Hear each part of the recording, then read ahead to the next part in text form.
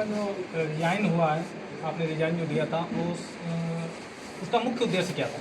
नहीं, देखिए, मुख्य उद्देश्य जिस तरीके से समाज के साथ जो अत्याचार कर रही है जो गैर सनातनी सरकार, ये पहले SC/ST एक्ट लाकर इसने समर समाज को परेशान किया, सामान्य वर्ग को, OBC वर्ग को परेशान किया। इसके बाद इसने विभिन्न तरीके से आप देखेंगे कि ब्राह्मण विरोध से लेकर समर विरोध पे काफ़ी काम किया। बाद में इसने UGC रेगुलेशन लेके आई, जिसमें हमारे सामान्य वर्ग के बच्चों का भविष्य बर्बाद करने के लिए उनको घोषित अपराधी मान लिया। इसी तरीके से हमारे ब्राह्मण समाज के जो बटुक शिष्य उनको जो उनकी बच्चों की और वृद्ध सन्यासियों को चोटी खींच के घसीट कर पिटाई करी। तो ये गैर सनातनी लोग हैं, ये भक्षक हैं, ये राक्षस हैं। इनको सिर्फ अपने जो क्षणिक सुख, जो चुनाव में किसी तरीके से जीतने के लिए ये केंद्रित रहते हैं, ये दंगे करवाते हैं, इसके अलावा इनका कोई लक्ष्य नहीं है।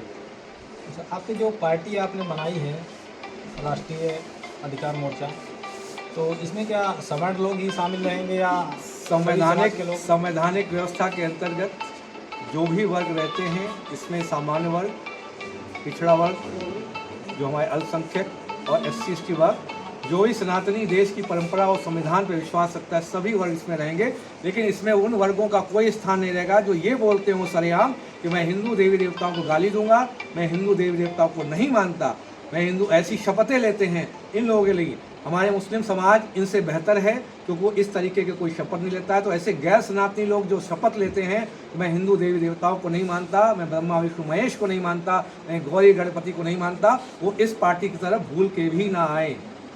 आपके द्वारा जो ये पार्टी तैयार की गई है, ये चुनाव विधानसभा का लड़ेगी या पंचायत चुनाव? ये देशव्यापी राष्ट्रीय पार्टी है और अभी हमारा एक्सपोजर जो है 14 स्टेट्स में है और हम लोग जल्दी ही उत्तर प्रदेश में, हमने बताया 2027 में जब भी चुनाव होंगे, हो सकता है 26 में हो जाए। जिस तरीके से अगला इंजन और पिछला इंजन दोनों लड़ रहे हैं, हो सकता है 2026 में चुनाव हो जाए।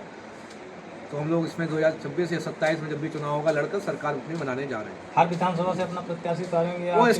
वो स्ट्रैटेजिक निर्णय होता है। 403 विधानसभा में हम लोग लड़ेंगे, किन सीटों पे हम अकेले जाएंगे और किन सीटों पे कोएलिशन जो गठबंधन करेंगे, ये हमारा उस समय का जो रणनीतिक निर्णय होगा, वो उस समय के हिसाब से डिसाइड किया जाए। क्या कुछ गठबंधन की संभावना है? नहीं, बिल्कुल। देखिए, लोकतंत्र में जो खासकर ब्राह्मणों और सवर्णों का हित, जिन्होंने आज तक इन पार्टियों ने नहीं देखा है, जो इन समाज का हित देखेगा, हम लोग उसके साथ रहेंगे।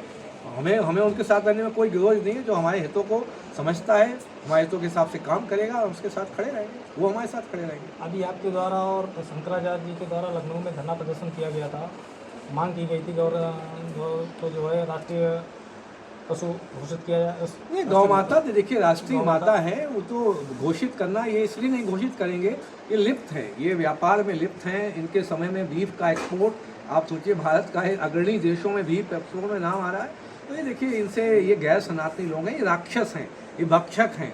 ये अपने जीतने के लिए, इनके यहाँ जब बैठक होती है, कहते हैं हमें सत्ता में किसी भी कीमत पे आना है, और वो पूरा देश, हम सनातन वर्ग वो कीमत चुका रहे हैं।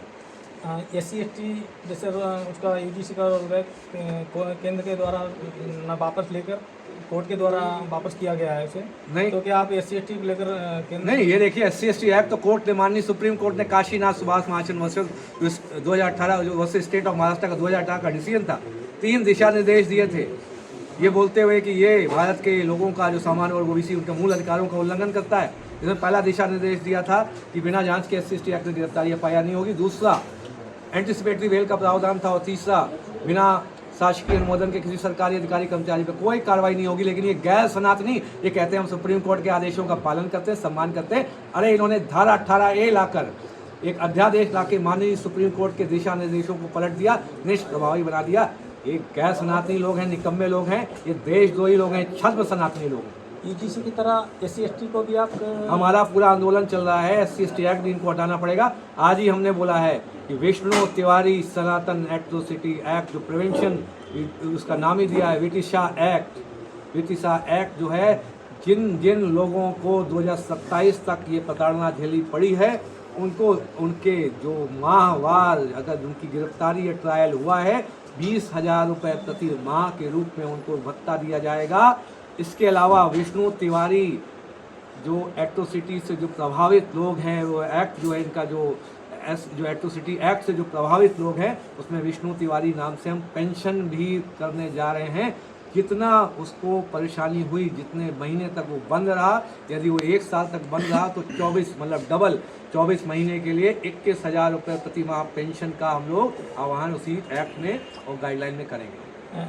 आपका जो आगे विधानसभा चुनाव की तैयारियां चल रही हैं उसमें क्या अन्य सनातन पार्टियों को भी आप गठबंधन मिलेंगे अपने साथ में? नहीं, हमारे साथ पूरा समाज, सनातन समाज खड़ा हुआ है। जो भी हमारे सनातन के लिए सोच रहा है वो सब हमारे साथ में है। गठबंधन क्या, वो सब लोग साथ में ही हैं। राजा भैया और सब लोग साथ जैसे में, लोग हैं। सब लोग साथ में हैं। इस गैर सनातनी सरकार, छद्म सनातनी हिंदू द्रोही ब्राह्मण द्रोही जो सरकार है, इसको हम लोग जड़ से उखाड़ के फेंकेंगे। अभी इनको निकालना है, यहाँ देश से बाहर फेंकना है।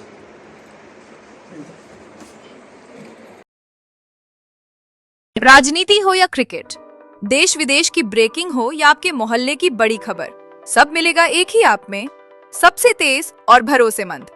अभी डाउनलोड करें दैनिक भास्कर डिजिटल।